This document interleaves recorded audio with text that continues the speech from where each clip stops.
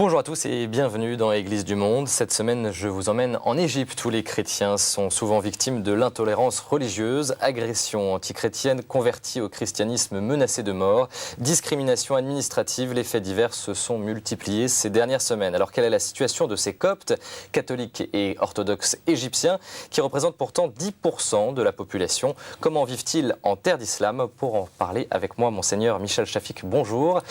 Bonjour. Vous êtes recteur de la mission Copte catholique de Paris. Mais avant d'entamer la discussion, je vous propose de partir tout de suite à Alexandrie, où il y a quelques semaines, de violents affrontements ont encore opposé chrétiens et musulmans. Depuis plusieurs années, la ville est le théâtre de violences anti-coptes, des chrétiens agressés, des églises brûlées. L'aide à l'église en détresse parle de pogroms anti-chrétiens. Triste souvenir en images. Expression de ce malaise profond, il y a régulièrement en Égypte des violences interconfessionnelles. 20 morts en Moyenne-Égypte en 2000 et des émeutes à Alexandrie en 2006, quelques jours avant Pâques.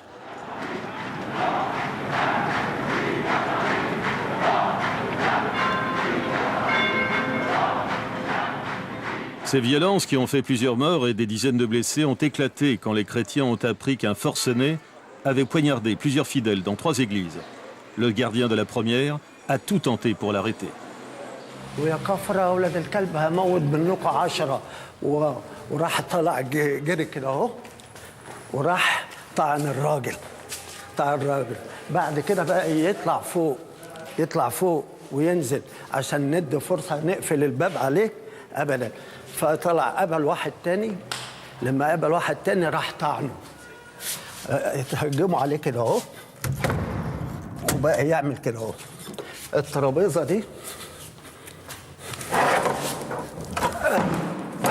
بقى يصد عليه كده اهو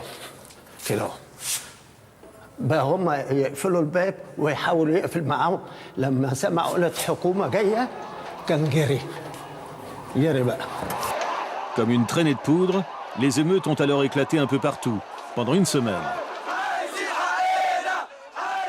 Le curé de la paroisse a tenté en vain de calmer la foule. زي ما دول المسيحيين ماشيين في مظاهرة بقى في مسلمين دخلوا بعد كده وابتدوا ضرب الطوب مع بعضيهم وحاجة صعبة جدا حصل فيها يعني مشاكل مش حلوة أبدا.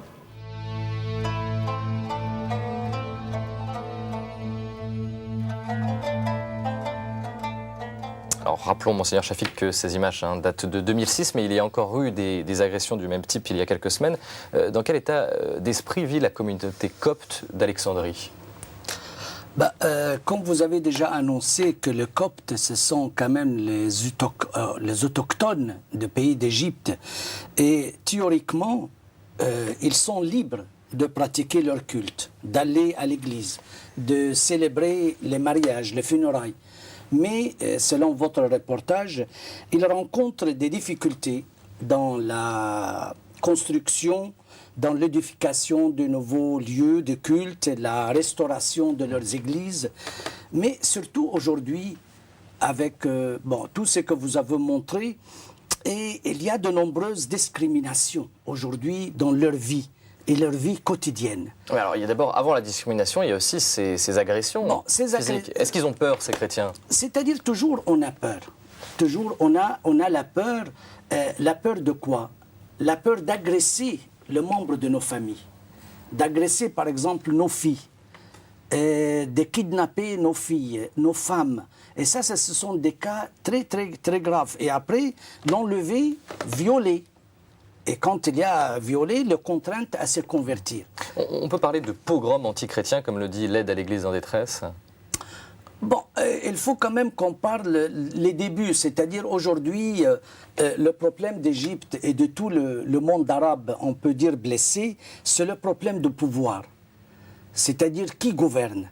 Et il y a un courant religieux qui, on peut dire salafiste, intégriste, qui se manifeste aujourd'hui dans le frère musulman, et dans le frère musulman en Égypte. En Palestine, il y a Hamas, se manifeste à Hezbollah au Liban, se manifeste aussi en Somalie, en Irak, au Yémen. On peut dire que l'Égypte se réislamise, comme le disent certains observateurs, c'est-à-dire que l'islam est de plus en plus dur dans le pays? Ça, c'est oui. Ça, c'est une réalité. qu'on vit jour par jour. Et c'est pour cela qu'on a aujourd'hui, avec les agressions, avec les difficultés, avec tous les émeutes, il y a des mélanges chrétiens et musulmans, il y a des blessés, il y a des morts. Quelquefois, on essaye de camoufler les choses, on essaye d'arranger en disant c'est un conflit entre deux familles ou de mal compris ou c'est une réaction. Mais nous n'avons pas abordé le sujet au fond. Au fond. C'est pour ça, au fond, c'est quoi? Au fond, que le frère musulman essaye de prendre le pouvoir. Et à partir de ça, ils essayent maintenant de rentrer dans la société égyptienne avec leurs moyens. Ils ont des moyens financiers considérables. Et pour ça, il faut persécuter les chrétiens. Et pour ça, ils entrent dans la société par leurs activités caritatives, et surtout chez les pauvres, et surtout chez les classes moyennes, et pour avoir la masse du peuple. Et ils ont dit, le frère musulman en réalité était interdit d'entrer comme parti politique. Interdit. Mais ils se sont infiltrés dans d'autres partis et après ils ont gagné aujourd'hui 87 sièges dans l'Assemblée nationale et ils se montrent clairement maintenant, sans se cacher, sans se masquer, et ils font beaucoup de bruit. Et à partir de ça, ils disent, comme leur secrétaire général qui a dit dans la Croix, dans l'année 2005, août année 2005, il a dit « Nous voulons avoir le pouvoir. Nous voulons gouverner d'une manière pacifique, mais nous voulons impliquer la charia, la loi islamique. » Et pour ça, il faut balayer les chrétiens. Et pour ça, il faut considérer les chrétiens, même ils ont fait quelques fatwas ou quelques décrets, en disant que vous avez le droit de prendre l'argent des chrétiens, et ça, ce sera halal, illicite. Donc les Égyptiens... Illicite, parce qu'ils considèrent les chrétiens ne sont pas musulmans, donc ils sont chrétiens de croisés. Les autorités, que font-ils pour protéger ces chrétiens en danger? Bon, la réalité, le pouvoir et le gouvernement font tous les moyens, toutes les possibilités. Mais n'oubliez pas que les frères musulmans sont infiltrés dans toute la société. Ils ont pris presque tous les syndicats. Imaginez tous les syndicats de pays. Et ensuite, dans la masse de gens, dans les peuples, les pauvres gens. Voilà. À partir de ça, le pouvoir, il fait... Comment il va faire? Dans l'actualité, on parle également de ces conversions au christianisme en Égypte. Est-ce que ça, c'est une réalité? Quelle est l'ampleur de ces conversions? Beaucoup de musulmans qui vont se convertir au christianisme et qui, évidemment, ont des problèmes. D'abord, aujourd'hui, on a, comme je vous ai dit, on a un très grand souci, les soucis de toute la société égyptienne. Et heureusement qu'on a commencé d'ouvrir ce sujet-là, c'est la laïcité. Alors, on va en parler tout de suite. D'abord, je vous propose de voir un sujet. Vous l'avez dit, l'islam est religion d'État en Égypte, mais la Constitution garantit l'égalité des droits, quelle que soit la religion. Ça, c'est pour la théorie. En pratique, les Coptes parlent de discrimination au quotidien. Reportage au sein de la rédaction d'un des rares titres de la presse copte du pays. Ouattani, le peuple, très proche du patriarcat orthodoxe. Son rédacteur en chef se bat pour une meilleure représentativité des Coptes dans la vie sociale et politique. Ils sont 8 millions, bien mal pris en compte dans la société égyptienne. We all know that the Christians of Egypt constitute 10% of the population. And this 10% should be a level, a comparative level that we go back to in order to see where do we stand in every aspect. Les Coptes font l'objet d'une discrimination feutrée non officielle. Il n'y a qu'un seul gouverneur, pas d'officier supérieur, pas de doyen d'université. Ils sont sous-représentés dans la police, la magistrature et le monde politique. Number one, the right to build and maintain places of worship. We have inequality concerning building churches compared to building mosques. Number two, Christians of Egypt are denied their right to occupy chief executive posts and high-rank jobs in several fields of state bodies and the society. Number three, they are severely underrepresented in political bodies and electoral bodies. Voilà pour ce témoignage, monseigneur Shafik. Qui organise cette discrimination? Est-ce que c'est le président Moubarak, tout simplement? Non, malheureusement, je peux vous dire quelque chose. À l'époque de Moubarak, aujourd'hui, ce n'est pas pour faire la politique ou non, et on a une liberté d'expression Qui est réelle? qui est réelle, que nous n'avons jamais vu ça avant. Donc Donc on peut parler. Chaque écrivain, il peut écrire. Et vous avez le reportage montre, à l'époque, personne ne pouvait parler ça. C'était ce journaliste complètement chrétien tabou. existe et peut Voilà. dire ce qu'il veut. Voilà, maintenant on peut parler, on peut dire, on peut écrire ce qu'on veut, donc on peut entendre ce que nous voulons. Combien de médias, combien de télé, combien d'antennes, combien d'internet. Tout ça existe dans le pays et le pays n'est pas enfermé. Donc chacun, il peut dire ce qu'il veut. Mais ceci dit, Et sans être arrêté. il est très compliqué, par exemple, de construire une église aujourd'hui en Égypte. Oui, ça c'est bon, ça c'est une question. Aujourd'hui, comme je vous ai dit, on a beaucoup de difficultés. Ça c'est clair et net. Maintenant, l'autorisation se donne la main du gouverneur, mais pour avoir la permission, c'est très très difficile et quelquefois c'est très très très rare. Donc c'est Pour bien. avoir. Mais aujourd'hui, on parle de la laïcité. Et la laïcité est le changement de la Constitution.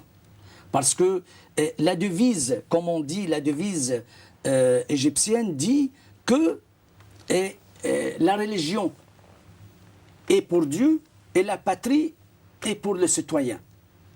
Vous voyez? Mais quand on regarde la Constitution qu'on a aujourd'hui, on a plus que 45 000 lois, dont 6 000 en matière commerciale. Qu'est-ce que ça veut dire pour les chrétiens, tout Voilà, ça? la discrimination, voilà, En termes de existe discrimination, ici. voilà. Discrimination, je peux vous Donc dire. la discrimination, elle est dans les textes, en fait. Dans le texte. Voilà. Et c'est ça qui fait le problème, les soucis. Et c'est ça qui a fait la conversion que beaucoup de chrétiens, de beaucoup de musulmans qui se sont convertis au christianisme, ils n'ont pas eu leurs droits. Ils ont eu beaucoup de difficultés. Et la presse, même le Figaro, du mois de juillet, a parlé. Le Point, dans le mois d'août. Et personne n'aide ces chrétiens au sein du pouvoir. Alors maintenant, on parle. Maintenant, on ouvre le sujet qui était tabou. Par exemple, la discrimination existe quoi? Dans l'article numéro 2, permettez-moi de regarder comme ça, dans l'article numéro 2 qui précise que le principe de la charia sont le source de la législation et non une source principale. Comme le précisait la version de 1960. Qu'est-ce que ça veut dire pour l'avenir de ces chrétiens? C'est-à-dire, pour ces coptes égyptiens? si la charia islamique, la loi islamique, est la source principale, donc c'est fini. Mais si c'était une source de plusieurs, donc voilà, ok. Parce que si ils disent la source principale et la source de la législation, donc on ne peut pas sortir. Donc on doit appliquer la loi islamique et la charia islamique. À partir de ça, celui qui vole, on coupe sa main. Celui qui fait quelque chose, on peut le lapider. Alors, voilà. Celui qui se convertit, on fait le fatwa et le décret. Et le décret pour dire que c'est une apostasie. Donc il est condamné à mort. On verse son sang. Donc c'est de pire en pire en Égypte alors. Donc voilà, c'est pour ça qu'on parle maintenant de changer la Constitution, de vivre état de laïque, parce qu'on dit l'État est pour tout le monde, donc comment pour tout le monde et tu me fais comme un étranger, que je ne suis pas là. Donc ça montre qu'il n'y a pas de démocratie, qu'il n'y a pas de justice. Plus que ça, la discrimination. On parle en ce moment de la succession du président Moubarak. Qu'est-ce que vous espérez, vous, coptes égyptiens? Bon, aujourd'hui, on est dans le courant maintenant religieux. Le courant religieux, qu'est-ce qu'il demande? Il demande le pouvoir.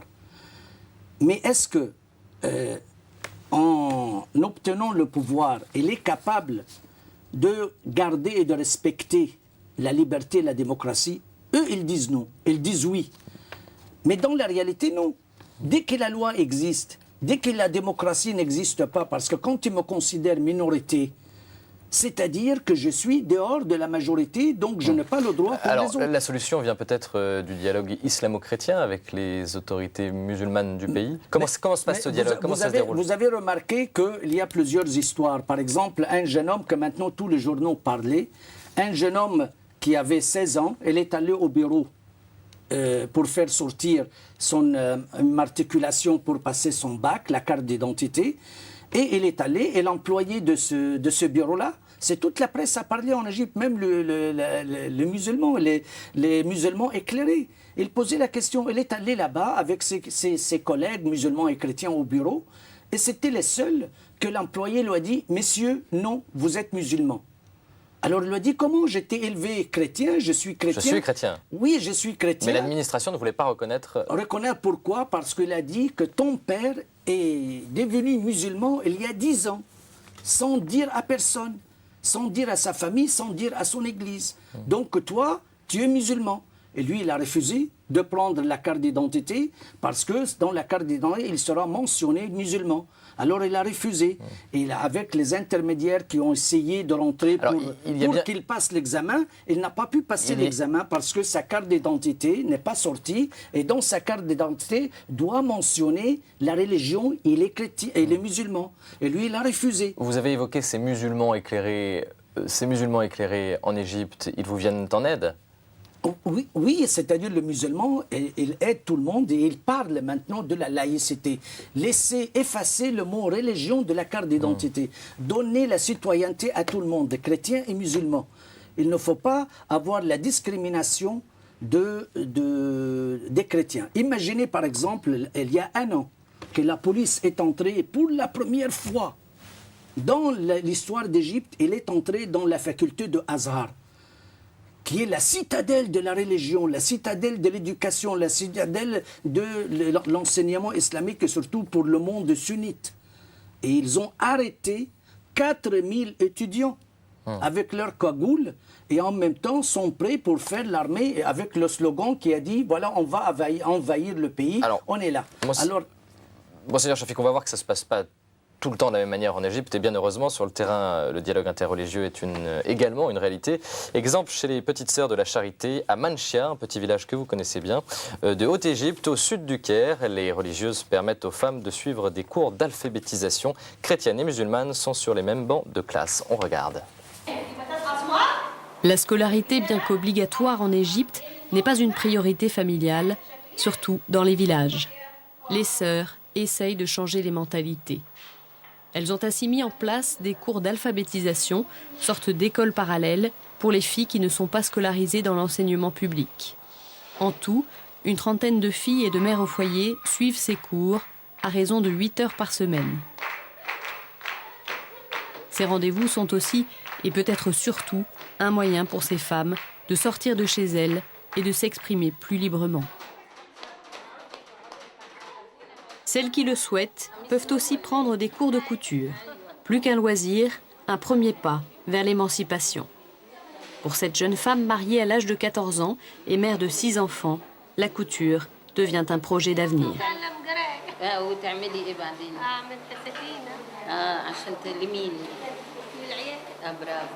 Elle est venue pour apprendre à lire et à écrire et pouvoir faire les habits de ses enfants et plus tard gagner sa vie en achetant une machine. Mais le centre va lui offrir cette machine. Monseigneur Chafik, on le voit dans cet exemple, l'Église continue de mener l'action sur le terrain social, malgré les menaces, malgré une situation difficile. Oui, ça m'a fait plaisir parce que ce reportage, j'étais avec Madame Sophie. Stéphanie Dupasquier, voilà, qui l'a réalisé. C'est ça, j'étais avec elle et je l'ai accompagnée et c'était pas loin de mon village natal. Et ce sont les sœurs filles de la Charité, et surtout Sœur Suzanne que je l'ai connue dans mon village natal, toute ma famille et elle. Et elle est avec ma sœur religieuse. J'ai une sœur religieuse fille de la Charité. Donc, la mission de sœurs et la mission de l'Église copte catholique en principe, il y a 3 missions qui étaient décidées depuis longtemps. C'est instruire, c'est soigner et aussi c'est évangéliser. Et notre église est une petite minorité, 450 000 personnes. Parce que voilà, il faut faire la différence entre les coptes orthodoxes et les coptes catholiques. Les orthodoxes, la majorité, mais nous, la copte catholique, une petite minorité dans la majorité chrétienne. Donc, nous sommes une communauté dynamique à cause de nos institutions, à cause de nos hôpitaux, nos écoles. On a plus que 400 établissements. à cause aussi de dispensaires, des orphelinats, l'alphabétisation, donner de cours, aider les pauvres, soigner les malades. Et ensuite aussi préparer des laïcs pour prendre le relève et qui nous aident aussi dans notre mission parmi entre leurs frères et sœurs dans la société. Et personne ne vous met des bâtons dans les roues quand il s'agit d'agir sur ce terrain social? Donc il y a, parce que c'est-à-dire les gens, je ne crois pas, ce sont les frères musulmans, les barbus, et même le pouvoir est contre eux. Le pouvoir, Moubarak et tout le gouvernement sont contre eux parce que c'est eux qui veulent gouverner et ce sont les premiers. Les gens de pouvoir, ce sont les premiers qui sont menacés. Vous voyez? Parce que ces sœurs de la charité sur le terrain, ce qu'elles font, elles modernisent la société égyptienne. Elles modernisent, elles donnent tout et les gens voient le sacrifice. Et les gens voient le dévouement, les gens voient leur amour, leur charité, chrétiens et musulmans. Personne n'est exclu. Le service, c'est pour tout le monde, le soin est pour tout le monde, l'enseignement est pour tout le monde, dans nos écoles, chrétiens et musulmans. Et quelquefois, il y a des quartiers où il y a des écoles, on trouve la majorité est musulmane. Et jamais on a trouvé on a fait le prosélytisme. C'est un témoignage de charité, de l'évangile dans la société, de l'amour, du soin. L'alphabétisation, vous voyez, moi, dans ce reportage, peut-être n'est pas encore montré, les chrétiens et les musulmans. Les femmes musulmanes, il y a le foulard, les femmes chrétiennes tête nue. Et tous ensemble travailler avec sourire, avec gentillesse. Et comment ça se passe entre elles, entre ces femmes, entre ces égyptiennes chrétiennes et musulmanes? Dans le peuple, nous sommes un peuple accueillant, nous sommes un peuple de paix. Et c'est pour ça que j'ai l'espoir, c'est pour ça que je n'ai pas peur pour l'Égypte. Tout ça, c'est déjà passé dans l'histoire de l'Église copte. On a eu beaucoup de persécutions dans l'histoire. Mais il y a l'espoir que ce courant religieux poussé par le frère musulman et les barbus, tôt ou tard, le peuple égyptien va le rejeter, va le mettre dehors et on va avancer dans la modernisation, dans la mondialisation, aussi dans les échanges des cultures. Parce que le monde est petit, maintenant les gens voient. Et on a beaucoup de gens aussi, heureusement, de musulmans éclairés, et des imams même qui ne sont pas d'accord avec le frère musulman. Donc voilà, c'est ça notre tour. Un peu de patience. Et nous, les chrétiens, coptes catholiques, coptes orthodoxes, on doit témoigner par notre vie, par notre amour, par nos soins, par nos occupations, c'est-à-dire la vie de Christ. Dernière petite question, vous parliez de vos frères coptes orthodoxes. Quelles sont les relations entre coptes orthodoxes et coptes catholiques en Égypte? La relation est toujours bonne. On a toujours le patriarche, notre patriarche, après son intronisation, il a fait la première visite, il a visité le pape Shenouda III, et il était bien accueilli, et comme il se connaissait, même moi quand j'étais étudiant et le pape Shenouda était un évêque dans l'enseignement, il est venu au séminaire. Et donc il y a des échanges au niveau de l'autorité, au niveau de clergé. Et au niveau du peuple? Le peuple sont mélangés ensemble. Le peuple vit l'unité de l'Église. Orthodoxes avec catholiques, ils échangent, ils mangent, ils se marient. Mais malheureusement, il y a des questions théologiques aujourd'hui qu'on doit élaborer ou travailler ensemble. Et pour le moment encore, nos frères orthodoxes rebaptisent malheureusement encore nos fidèles ou nos jeunes qui se marient systématiquement chez eux ou avec leurs filles.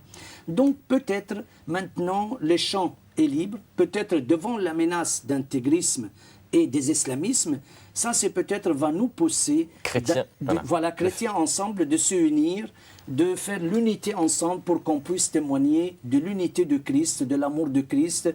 Et tout ça, c'est quand même un chemin qui va demander aussi le dialogue avec le respect et avec clarté. L'unité dans la douleur. Voilà, il faut. Comme l'accouchement, on va attendre le bébé, mais il faut quand même passer les heures de souffrance. Merci, Monseigneur Chafik, d'avoir été avec nous sur ce plateau. Je vous rappelle que vous êtes le recteur de la mission copte catholique de Paris. Et puis, si vous voulez en savoir plus sur les coptes, je vous conseille plusieurs lectures. D'abord, ce très beau livre, Les Coptes, l'Église du peuple des pharaons, de Mahmoud Zibaoui, je ne sais pas si je prononce bien, aux éditions de la Table Ronde. Et puis, un autre livre, un témoignage de foi, ça s'appelle De l'islam au Christ, c'est aux éditions François-Xavier de Guibert. Voilà, on se retrouve la semaine prochaine pour un nouveau voyage à travers ces églises du monde.